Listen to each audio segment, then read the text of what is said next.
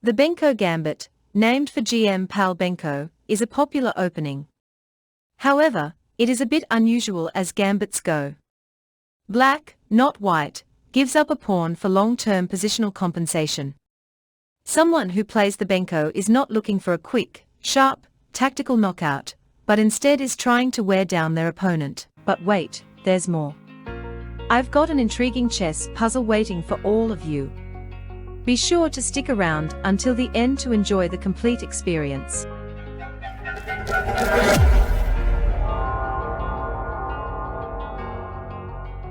The Benko Gambit starts with white playing d4, and black responding with a knight to f6. White then plays c4, gaining space on the queenside. Black challenges white's control of the center by playing c5, offering a pawn. If white captures this pawn, black can recapture with e6 or e5. However, white usually chooses not to take the pawn and instead pushes forward with d5, advancing further into black's territory, seizing more space, and making it more challenging for black to develop their pieces effectively. With white's pawn on d5 supported by the pawn on c4, black decides to challenge the base of this pawn's structure by playing b5. This move attacks the c4 pawn and introduces the Benko Gambit, which arises from the Benoni defense. Initially, black offered a pawn on c5, which white declined, and now black offers another pawn on b5. White has two options: capture the pawn or play something else. If white decides to accept the gambit by capturing the pawn, this is called the Benko Gambit half accepted, as white has accepted one pawn. Black may then offer another pawn on a6. If white captures this pawn as well, it becomes the fully accepted version of the Benko Gambit. Black's strategy is to allow this capture so that, after white takes the pawn, black can recapture it with the bishop, developing the bishop on a strong diagonal aimed at white's kingside. White continues by developing the knight to c3, and black plays g6 to fianchetto the bishop on the long diagonal. White then strengthens the d5 pawn with the move e4. In many cases, black may capture white's light-squared bishop, aiming to disrupt white's castling rights. However, if you're playing as white against the Benko Gambit, you don't need to worry too much about this. After black offers another pawn with b5 in the Benko Gambit, white can choose to decline further material by pushing the g-pawn to g3, eventually moving the king to g2 for safety. Meanwhile, black might play d6 to solidify the pawn chain, and white responds with g3. Black develops the bishop to g7 and prepares to castle, while white's king moves to g2, ensuring safety. White can continue developing their pieces, while black typically castles and develops the knight to f3, and then to d7.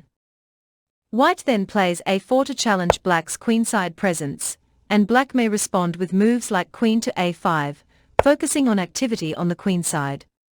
White can continue with rook to e1, enhancing the control of the board and activating the rook.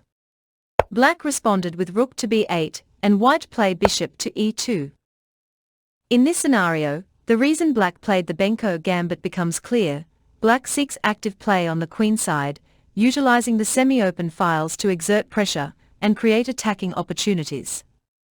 However, white, having gained a pawn, retains a solid advantage. White's plan includes counterattacks, such as if black captures a pawn, white can respond with nb5, attacking the queen and closing the b-file for the rook. This sequence puts white in a strong position with a clear initiative in the game. Let's revisit a few moves. We saw that if white captures the pawn, it leads to the Benko Gambit half accepted, and if white also captures the pawn on a6, it becomes the Benko Gambit fully accepted. But what happens if white decides not to capture the pawn on b5? The most popular response from white in this case is to develop the knight to f3, focusing on development, and not worrying about the pawn. If black captures the pawn on c4, white can then play knight c3, defending the pawn on d5 and preparing to play e4, which strengthens the center and opens up the diagonal for the bishop to eventually capture the c4 pawn.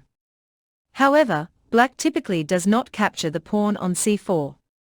Instead, black often plays b4, gaining more space on the queenside and preventing white's knight from developing to c3. White can then develop the knight to d2. Black continues with g6 to fianchetto the bishop, and white responds with e4, forming a strong central pawn chain.